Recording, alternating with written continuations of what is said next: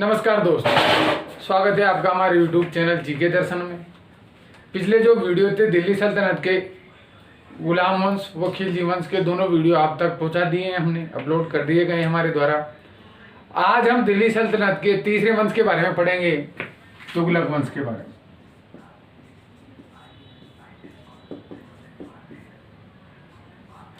इस तुगलक वंश का जो शासन काल है वो 1320 से लेकर 1414 तक का है। तुगलक वंश का जो शासन काल है वो 1320 से लेकर 1414 ईस्वी तक का है। इस तुगलक वंश की जो स्थापना है वह गाजी मलिक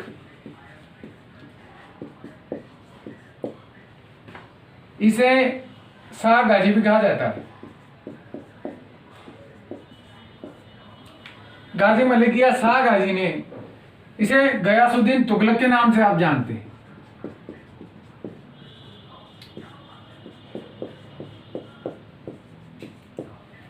गयासुद्दीन तुगलक ने खिलजी वंश के अंतिम शासक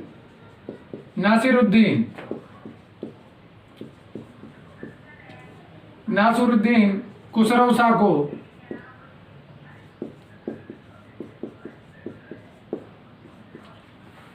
गाजी मलिक द्वारा नासिरुद्दीन खुसरो शाह की यह खिलजी वंश का अंतिम शासक था। इसकी हत्या कर दी गई थी 1320 में। इसकी हत्या करके गयासुद्दीन तुगलक ने दिल्ली सल्तनत में तुगलक साम्राज्य की स्थापना की। यह गयासुद्दीन जो तुगलक है यह 1320 में दिल्ली का सुल्तान बना तथा 1325 तक रहा। 5 वर्ष दिल्ली सल्तनत पर गयासुद्दीन तुगलक का शासन काल रहा। गयासुद्दीन तुगलक ने दिल्ली में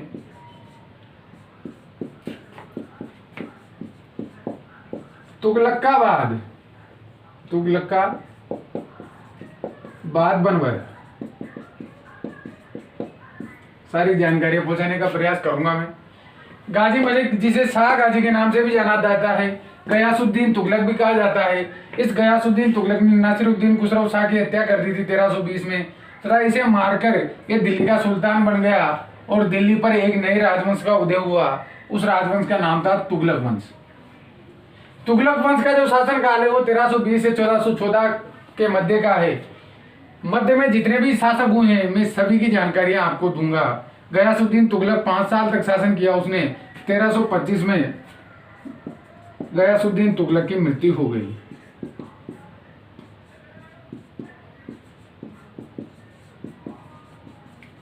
इसकी मृत्यु जो है वो दिल्ली में लकड़ी के बांध से गिरने के कारण हुई थी।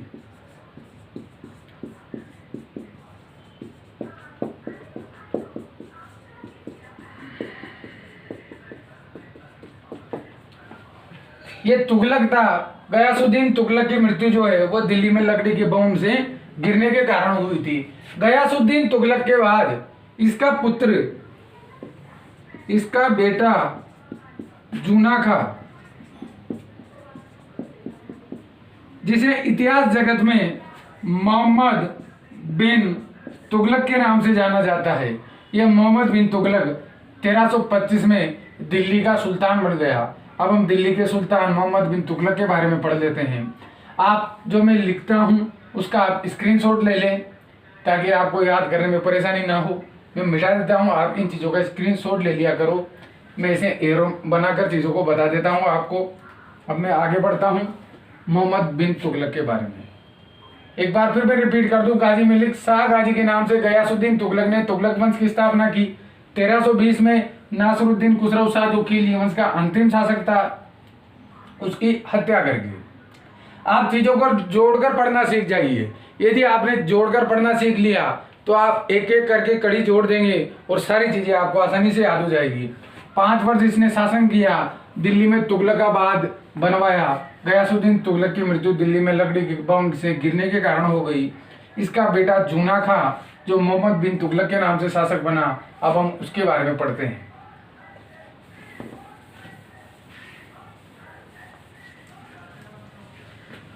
गयासुद्दीन तुगलक की मृत्यु के बाद इसका बेटा जूना खां, जो मोहम्मद बिन तुगलक के नाम से शासक बना, उसके बारे में हम देखते हैं, उसके राजपाट के बारे में हम देखते हैं।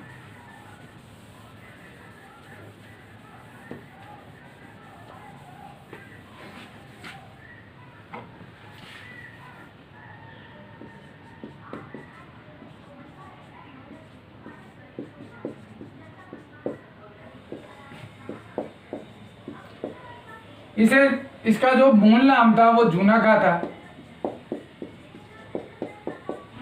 ये गयासुद्दीन तुगलक का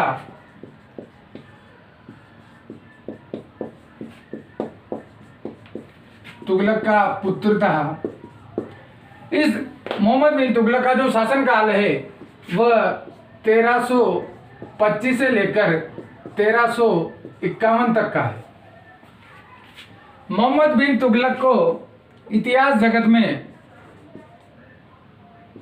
अंतर विरोधों का विस्मयकारी मिश्रण महत्वपूर्ण चीज है दोस्तों। इस मोहम्मद बिन तुगलक को, इस जूना खां को अंतर विरोधों का विस्मयकारी मिश्रण भी कहा जाता है। इस मोहम्मद बिन तुगलक को रक्त का प्यासा भी कहा जाता है, रक्त का प्यासा। यह मोहम्मद बिन तुगलक जो था, यह दिल्ली सल्तनत का सबसे पढ़ा लिखा सुल्तान था, विद्वान था, फिर भी यह असफल रहा। इसकी जितनी भी रणनीतियां थी वो असफल रही। इसकी रणनीतियों के कारण, इसकी नीतियों के कारण यह दिल्ली सल्तनत का सबसे विवादास्पद सुल्तान रहा।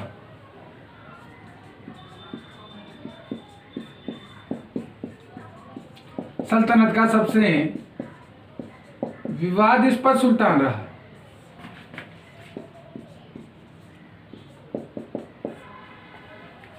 गयासुद्दीन तुगलक का बेटा था ये। अंतर विरोधों का विस्मयकारी मिश्रण कहा जाता है इसे। रक्त का प्यासा भी इसे कहा जाता है। सल्तनत का सबसे विवादास्पद सुल्तान यही था।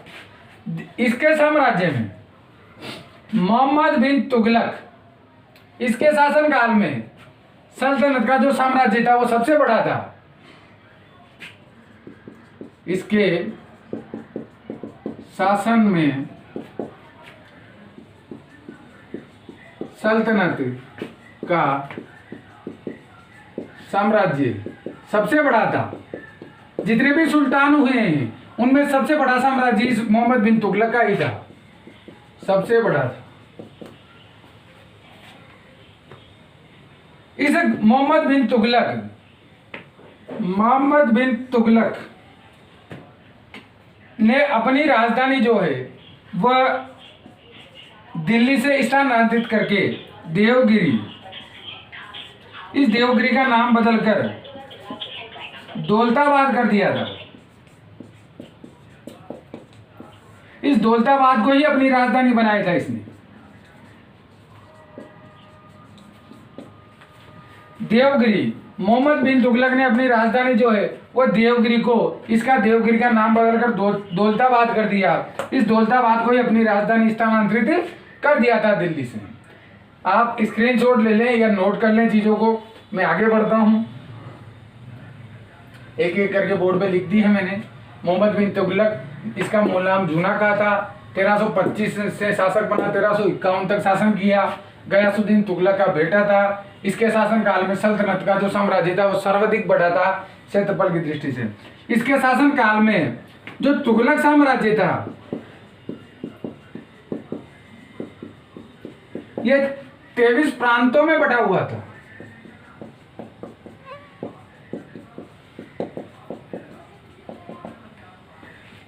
इसे अंतर विरोधों का विस्मयकारी मिश्रण कहा जाता है। इसे रक्त का प्यासा भी कहा जाता है। दिल्ली सल्तनत का सबसे विवादास्पद सुल्तान रहा है। इसने अपनी राजधानी देवगिरी को बनाया था तथा देवगिरी का नाम बदलकर दौलताबाद कर दिया था। यह प्रथम सुल्तान था जिसने अपनी राजधानी दक्षिण में बनाई थी। मैं मिटा देता हूं आगे बढ़ने के लिए।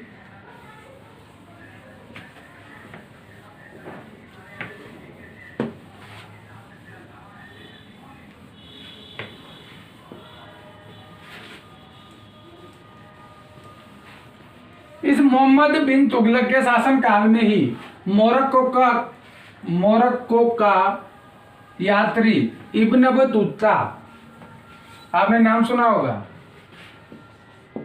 MBT के शासन काल में ही 1333 में मोरक्को का यात्री इब्न बतूता ये भारत आया। MBT के शासन काल में ही 1333 में मोरक्को का यात्री इब्न बतूता भारत आया। सुल्तान ने इसे दिल्ली का काजी नियुक्त किया, दिल्ली का काजी बनाया तथा इस मोरक्को के यात्री इब्न बतूता को 1342 में अपना राजदूत बनाकर चीन भेजा गया। मोहम्मद बिन तुगलक की मृत्यु 1351 में हो गई। इसकी मृत्यु के बाद इसका चचेरा भाई 1351 में इसकी मृत्यु हो गई। इसकी मृत्यु के बाद इसका चचेरा भाई फिरोज तुगलक ये दिल्ली का सुल्तान बना। आप स्क्रीनशॉट ले लें या नोट कर लें चीजों को, मैं आगे बढ़ने के लिए मिटा देता हूं। अब हम फिरोज तुगलक के बारे में पढ़ेंगे। तुगलक वंश के 2 शासक खत्म कर दिए हैं अपन ने।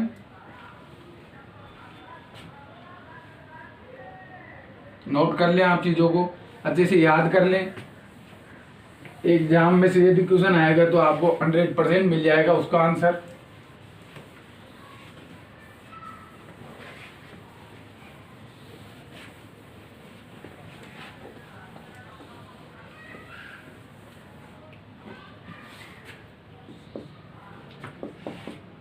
फिरोज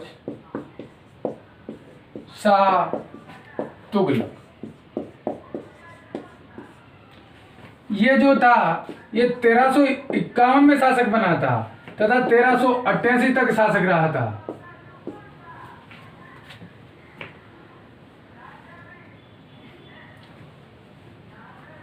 फिरोज शाह तुगलक जो है वह रिश्ते में मोहम्मद बिन तुगलक का चचेरा भाई था।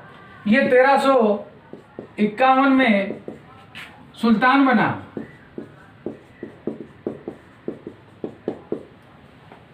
फिरोज शाह तुगलक को सल्तनत काल का अकबर कहा जाता है। महत्वपूर्ण, सल्तनत काल का अकबर कहा जाता है। फिरोज शाह तुगलक ने फिरोजाबाद, फिरोजपुर, जौनपुर, हिसार ये सब नगर बसाए।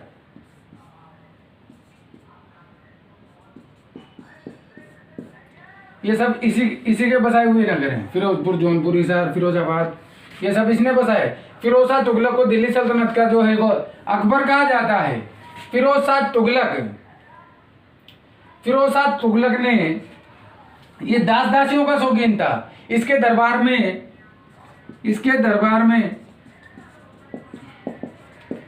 1,80,000 दास दासियां रहती थी।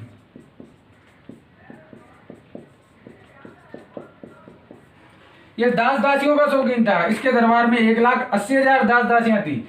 इन दास दासियों के रेख देख के लिए, इनके प्रबंधन के लिए इसने एक विभाग बना रखा था। उसका नाम था दीवाने बंदगान। फिरोज शाह तुगलक 1351 से 1388 तक शासक रहा। 1351 में सुल्तान बना। ये मोहम्मद बिन तुगलक का जो है वो चचेरा भाई था। सल्तनत काल का अकबर भी से कहा जाता है। फिरोजाबाद, फिरोजपुर, जौनपुर, हिसार ये आदि इसी के द्वारा बसाए गए थे। इसके दरबार में 1,80,000 दास दासियां थी। इनके रेख देख प्रबंधन के लिए इसने एक विभाग बना रखा था जिसे दीवाने बंदगान कहा जाता है। इस फिरोज शाह तुगलक ने एक दवाखाना बना रखा था जिसे दीवाने एक अस्पताल बना रखा था, अस्पताल, जिसे दीवान ए सपा कहा जाता है। इस फिरोज शाह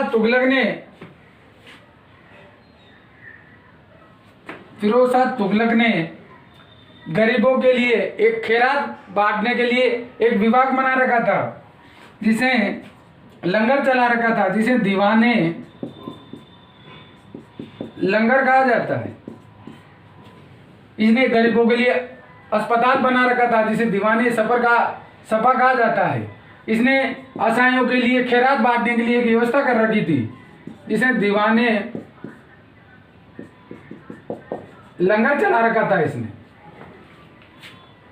मैं मिटा देता हूं आगे बढ़ने के लिए, आप स्क्रीनशॉट ले लें चीजों का।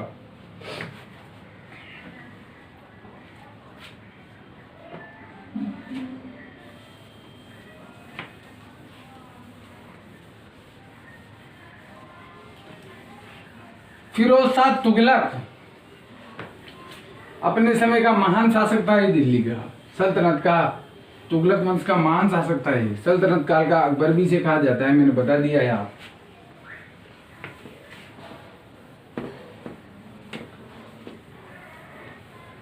इस फिरोज तुगलक की मृत्यु जो है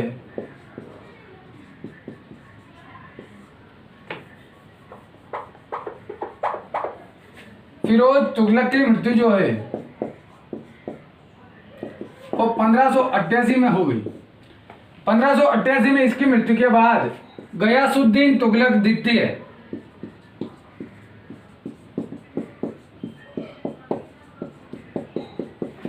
ये 1500 नहीं 1300, माफ कीजिएगा, 1388 में इसकी मृत्यु हो गई। फिरोज तुगलक, गयासुद्दीन तुगलक द्वितीय, ये 1388 से 1389 तक शासक रहा। इस गयासुद्दीन तुगलक के बाद अबू बकर, ये 1379 से 1390 तक शासक रहा। इसके बाद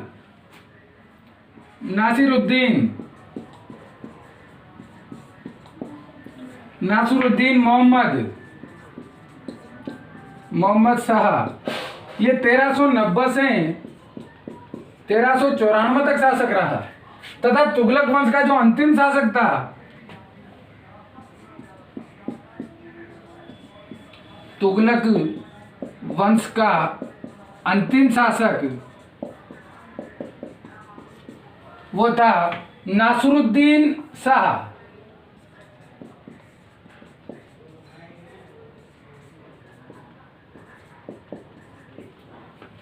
दोस्तों ध्यान दीजिएगा, फिरोज तुगलक की मृत्यु 1388 में हो गई। इसकी मृत्यु के बाद गयासुद्दीन तुगलक द्वितीय 79 में शासक रहा। इसके बाद अबू बकर बना, जो 1390 तक रहा।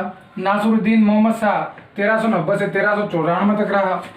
इसके बाद नासिरुद्दीन मोहम्मद शाह, ये मोहम्मद शाह है, ये नासिरुद्दीन शाह है, ये अंतिम शासक था तुगलक वंश का। ये जो है ये 1394 से 1412 तक ये शासक रहा। ये तुगलक वंश का अंतिम शासक था। आप नोट कर लें चीजों को, स्क्रीनशॉट ले लें। मैं मिटा के आगे बढ़ता हूं। तुगलक वंश का अंतिम शासक नासिरुद्दीन शाह था। इसी समय, किस समय,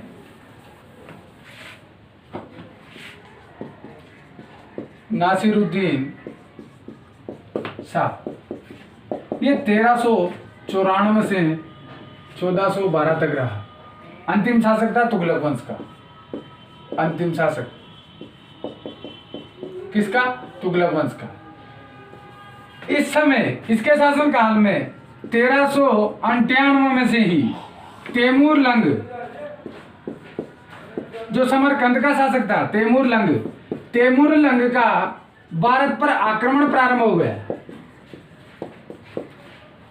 भारत पर आक्रमण प्रारंभ हो गया तथा आक्रमण करते करते इसने राजस्थान के भटनेर पर भी आक्रमण किया था। तैमूर लंग ने राजस्थान के भटनेर पर भी आक्रमण किया था। तैमूर लंग ने दिल्ली की सल्तनत को अपने हाथ में ले लिया। तैमूर लंग ने दिल्ली को जीत लिया तथा दिल्ली को जीतकर यहाँ पर अपना प्रतिनिधि जो है वो खिजर खां को नियुक्त कर दिया। खिजर खां को नियुक्त कर दिया। खिजर खां ने दिल्ली पर जो है वह सैयद वंश की स्थापना कर दी। इसी के साथ तुगलक वंश का अंत हो गया। खिजर खां जो कि तैमूर लंग का प्रतिनिधि था, इसने सैयद वंश की स्थापना कर दी दिल्ली पर। मैं मिटा देता हूं, आप आगे नोट कर लें।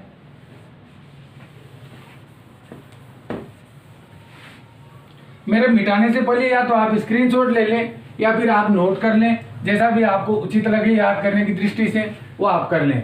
तुगलक वंश अपन पढ़ चुके हैं, अब हम सैयद वंश के बारे में पढ़ेंगे।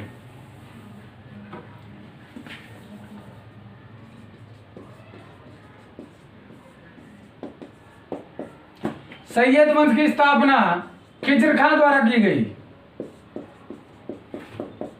ये 1421 तक सुल्तान रहा दिल्ली का। शासन काल जो था इसका 1414 से 1421 था। तैमूर लंग ने भारत को जीतकर दिल्ली को जीतकर खिजर खां को अपना प्रतिनिधि नियुक्त कर दिया था तथा 1414 में ये दिल्ली का सुल्तान बन गया। दिल्ली की सल्तनत पर एक नए राजवंश का उदय हुआ, वो था सैयद वंश। खिजर खां ऐसा 1414 से 1421 तक सुल्तान रहा, परंतु इसने कभी भी शाह की उपाधि धारण नहीं की, ना ही कि कभी इसने अपने नाम के सिक्के चलवाए।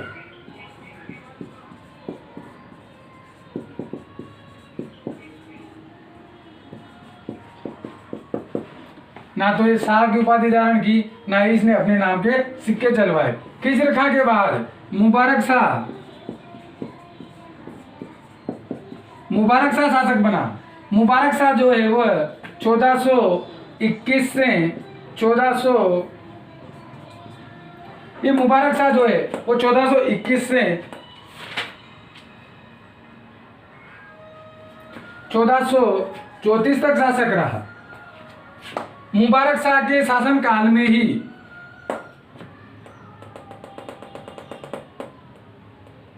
तारिक ए मुबारक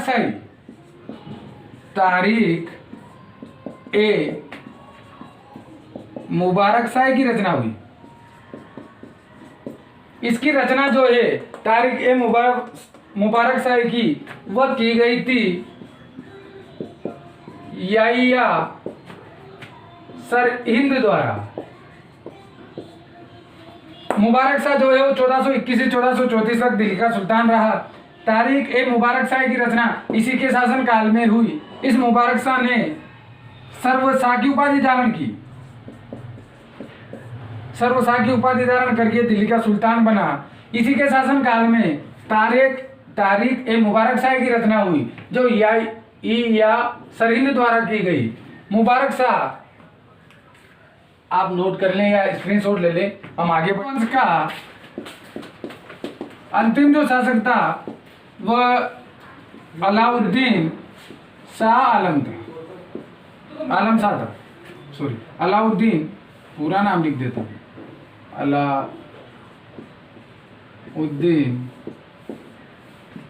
अलाउद्दीन आलम शाह था। सैयद वंश का जो अंतिम शासक था वह अलाउद्दीन आलम शाह था। ये 1451 तक शासक रहा। 1451 में इस आलम शाह ने स्वेच्छा पूर्वक दिल्ली का राजपाट छोड़ दिया तथा दिल्ली पर बलोल लोधी ने 1451 में लोधी वंश की स्थापना कर दी। सैयद वंश का जो अंतिम शासक था वह अलाउद्दीन आलम शाह था। 1451 तक ये शासक रहा। इसने स्वेच्छा पूर्वक अपना पद छोड़ दिया, दिल्ली की सत्ता को छोड़ दिया। इसके बाद बलोल लोधी ने दिल्ली पर अधिकार कर लिया। 1451 में तथा दिल्ली सल्तनत पर लोधी वंश का उदय हो गया। ये पहली बार